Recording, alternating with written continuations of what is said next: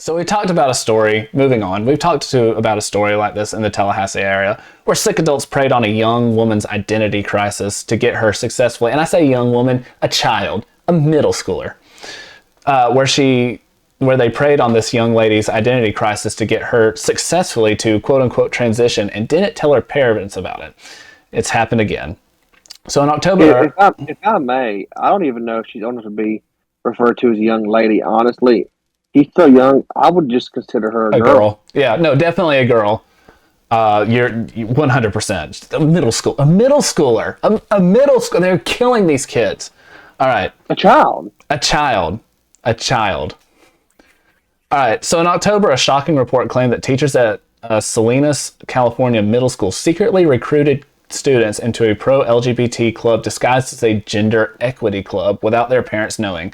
The club teachers reportedly indoctrinated the pupils into accepting progressive teachings on sexuality at middle school and transgender ideology, even going so far as to coach students into changing their gender while advising them on how to hide their new identity from their parents. These kids are 11 to 14. 11 to 14.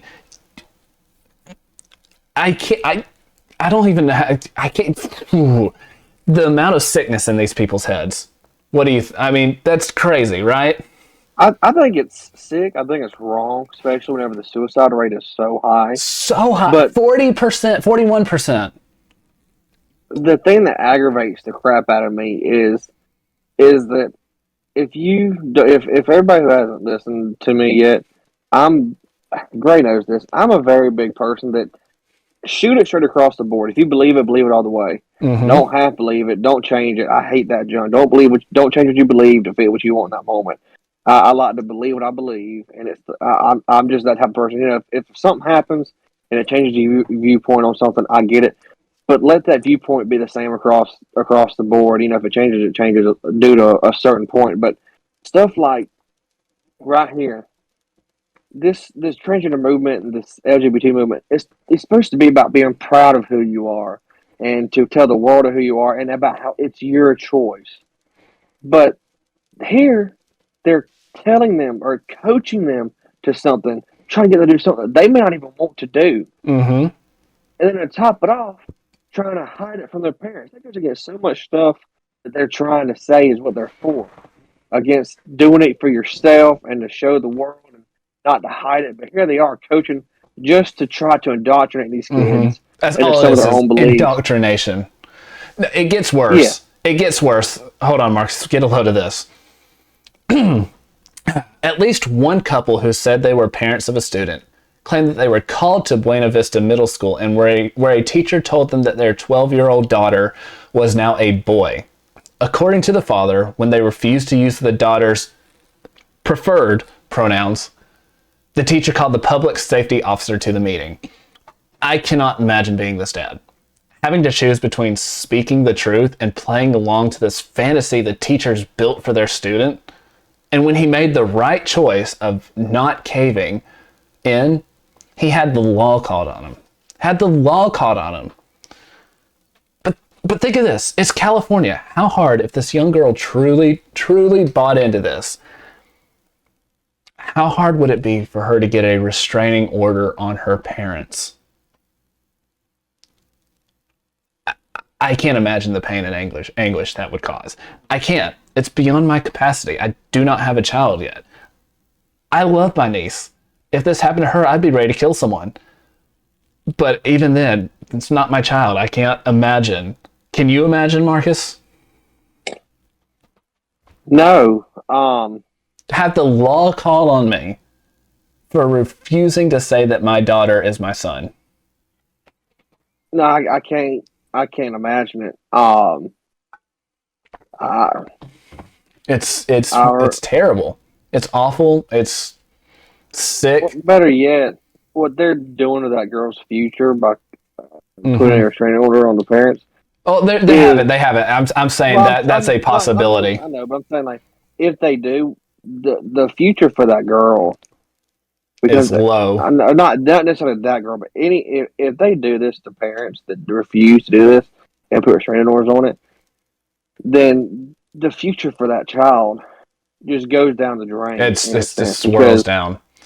Well, because then they get thrown into foster homes and or all become kind of emancipated and have to basically take care of themselves. So it is horrible. I can't, like I said, I can't imagine what it's like. This woman, who is the mother, can. Let's watch a little bit of that. It's hard to watch. And act as if they have nothing wrong. They've done nothing wrong. A mistake? How long of a mistake? How many mistakes are we going to take before my child almost lost her life? They didn't tell me that my child was suicidal. You allowed these teachers to open their classrooms teaching predatorial information to a young child, a mindful child that doesn't even know how to comprehend it all. How do you not know what was going on your own campuses? Did you think that no parent would ever come forward? You will not quiet me today. I will stand here today and protect my child along with every other child who has not come forward yet. Do they have psychiatry degrees that I was unaware of? Because I didn't hire them. Okay, I did not hire them to sit there and nitpick my child's brain. You took away my ability to parent my child. Even before I had any knowledge. I didn't even get to show support. You asked for support, I didn't get a chance. You planted seeds, Miss Caldera and Miss Baraki, Mr. Baraki and you, Miss Pagarin. Your job was to educate my child in math, science, English, etc. Do your job and let me do mine. They assumed that my child needed your aid and resources. They pushed it in the face. And tonight, I will stick up for her. Miss Caldera, you're guilty. Miss Baraki, you're guilty.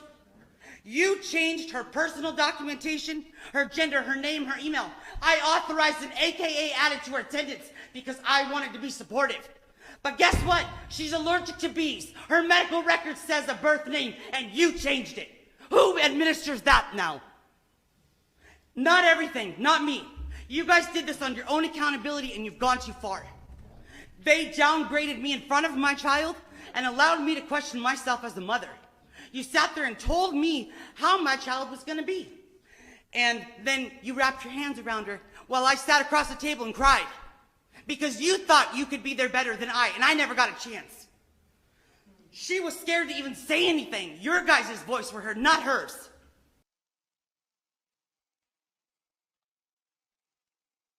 Can you believe people accused her of fake outrage? Really? Can you believe that people accused her of acting there? I mean, that is not fake outrage. That is not fake acting. For that, you got to go to, CNN or something when they're outraged about something. Now, that was a woman hurt and broken to her core. That was a mother hurt and broken to her core. That was someone who was lashing out at people who had taken her child away from her because they could, and they hate her. They hate what she stands for. There was a mother lashing out at someone who had put her daughter's life in danger in multiple ways. That is the sound of a mother in distress because she has no earthly recourse to undo the damage to her daughter and get her back.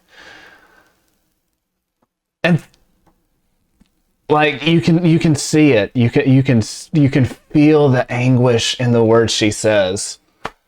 Good on her for standing up. Thankfully, she's not alone. She has some people to report her. A man related to the girl also spoke, saying that the teacher telling a girl she's a boy is just vile nonsense. I think education needs to be grounded on truth. We need God back in America. We need God back in schools. I just feel that our kids are impressionable at that age, and we should keep the parents informed. I say resign or repent. I'm merciful, so is God. He's not wrong, but until they do repent or resign, you have to keep your child out of their clutches. You got anything on that, Marcus?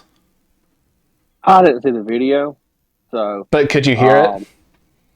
No, normally I can, but I couldn't hear it this time. Okay, so I kind of sit there hoping everything's going all right in my head. Yeah, but, you can go back and watch it, and it really is heartbreaking. I sit here and I have goosebumps every time I listen to that because she's just hurting so much. And the problem is that these teachers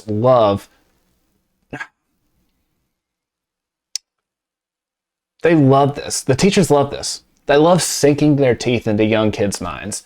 More and more we see these liberal teachers on TikToks and other social media sites saying they love when their kids ask about their sexuality.